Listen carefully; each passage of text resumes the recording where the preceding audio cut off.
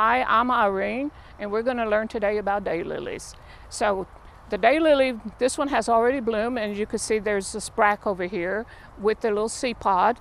And I'm going to show you how, which this is a perfect perennial, and a lot of people enjoy buying it. So I thought I'd show you how, when you buy it, what to do with it.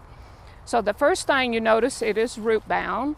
So we need to break it up to help it out, which you may use a knife, a screwdriver, or whatever comes in. It does not hurt the daylily.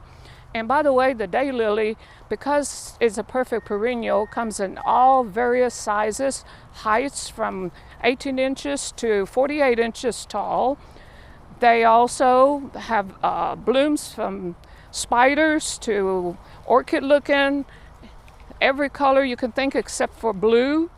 And they are very good to use for front borders, the middle of the borders, against the borders.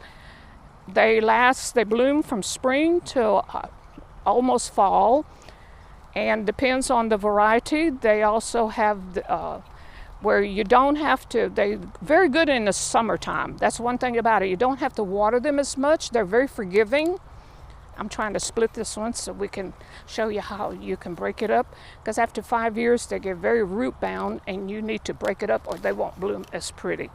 Now your daylilies have several fans, and this one here is only an 18-inch one. This is called a fan.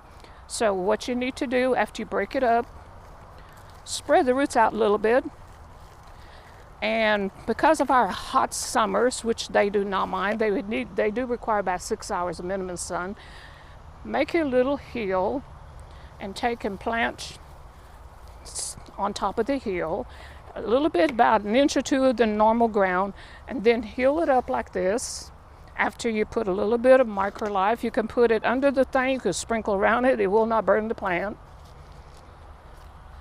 And then mulch it. When you have short ones like that, they're good in front of the beds. The taller ones are good in the back side of the beds. And very little care, and that's all you need to do with the daylily.